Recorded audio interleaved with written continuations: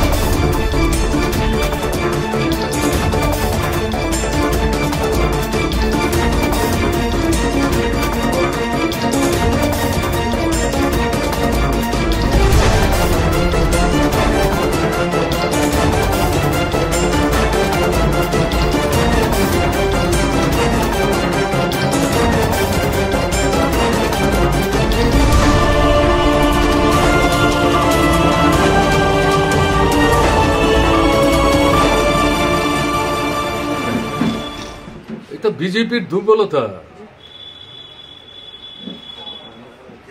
এটা শক্তির লক্ষণ না। তো জনগণ থেকে যে বিচ্ছিন্ন হচ্ছে,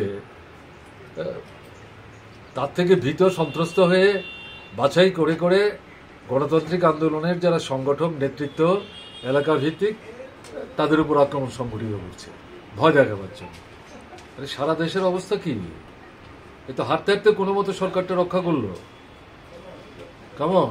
আমি আসবার সময় দেখে আসলাম এবার 400 পার, সবাইকে নিয়েও তো 300 করতে পারছে না। এখন মানুষ প্রশ্ন করছে যে এই সরকার কতদিন থাকবে থাকবে না।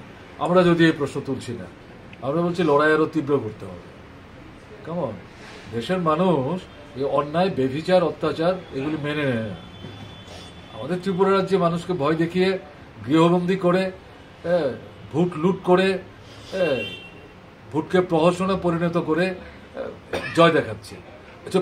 এই যে লোকসভার নির্বাচন হলো দুটো গড়ে, আমি হিসাব করছিলাম প্রায় 71% ভোট। ত্রিপুরার লোকসভা নির্বাচনে গত 25-30 বছরে কোন দল এত ভোট পেয়েছে? আমরাও তো সরকারে ছিলাম। আমি তো এগুলি কিসের লক্ষণ? এগুলো শক্তি না, এগুলি দুর্বলতার লক্ষণ।